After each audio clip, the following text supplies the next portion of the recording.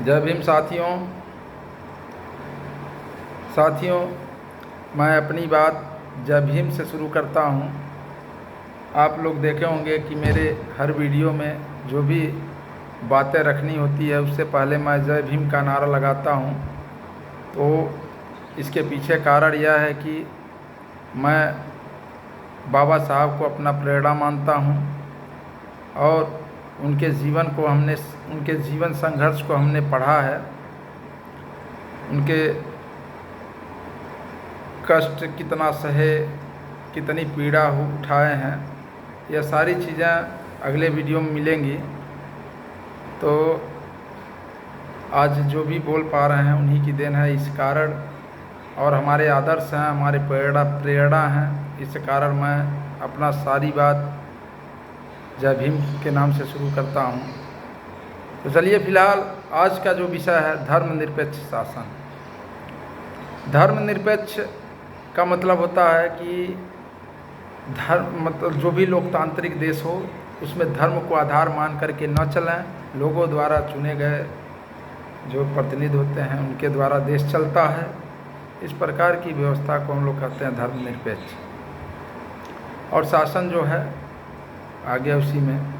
तो देखिए, थोड़ी सी बात बता दें। भारत देश जो है लोकतांत्रिक व्यवस्था वाला धर्मनिरपेक्ष देश है। भारत जैसे लोकतंत्र के लिए सांप्रदायिकता एक बड़ी चुनौती रही है। हमारे संविधान निर्माताओं ने बहुत सोच समझकर, यानी बाबा साहब ने बड़ी सोच समझकर धर्मनिरपेक्ष प्रारूप मॉडल को अपनाया। धर्म की दृष्टि से भारत अनोखा राष्ट्र है। भारत का कोई राज्य धर्म नहीं है, जबकि श्रीलंका में बौद्ध धर्म, पाकिस्तान में इस्लाम और इंग्लैंड में ईसाई धर्म को विशिष्ट स्थान प्राप्त है। भारतीय संविधान सभी लोगों, सभी नागरिकों को और समुदायों को विशिष्ट स्थान प्राप्त है।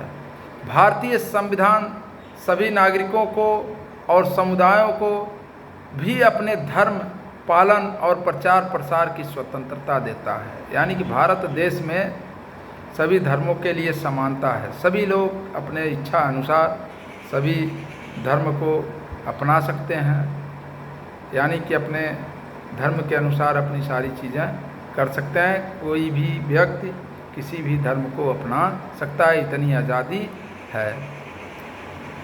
तो बता दें कि और एक चीज़ और है, प्रचार प्रसार तो कर ही सकते हैं। संविधान धर्म के आधार पर किए जाने वाले किसी भी प्रकार के भेदभाव को अवैधानिक मानता है। धार्मिक समुदायों में समानता सुनिश्चित करने हेतु संविधान ने सरकार को धार्मिक मामलों में हस्तक्षेप करने का अधिकार भी दिया है। जैसे किसी को भी छुआछूत करने की अनुमति नहीं देता। यहाँ पे भारत देश जो है, भारत देश धर्मनिरपेक्ष देश है। यहाँ पर छुआछूत का भेद या अन्य किसी भी प्रकार के भेद को स्थान नहीं देता है। वस्तुतः धर्मनिरपेक्ष एक दल या कुछ व्यक्तियों की विचारधारा न होकर भारतीय संविधान की नींव है। सांप्रदायिकता राष्ट्र की अखंडता के लिए एक बड़ा खतरा है, जिसे समाप्त करने हेतु धर्मनिरपेक्षता के साथ साथ दैनिक जीवन में आने वाले धार्मिक पूर्वाग्रह व धर्म से संबंधित कुंठित मानसिकता से भी छुटकारा पाना होगा। यानी कि भारत में जितने भी लोग निवास करते हैं वह किसी भी धर्म को लेकर के दूसरे पे अत्याचार नहीं कर सकते, क्योंकि संविधान में सभी धर्मों को समान अधिकार दिया गया है। और भारत एक ऐसा देश है जहाँ पे सभी धर्मों को मानने वाले लोग हैं, लेकिन जो शासन व्यवस्था है वह धर्म के आधार पे नहीं चलती है। इस कारण हमारा जो भारत देश है अनोखा है, मानने के लिए सब है, यानी किसी भी धर्म को मान सकते हैं, लेकिन जो शासन सत्ता है वह धर्म को आधार मान करके नहीं चलती है। इसीलिए कहा गया है कि भारत देश एक अनोखा देश है, अनोखा राष्ट्र है, क्योंकि यहाँ पे सभी व्यक्तियों के लिए आज़ादी है अपने अपने धर्म को मानने के लिए।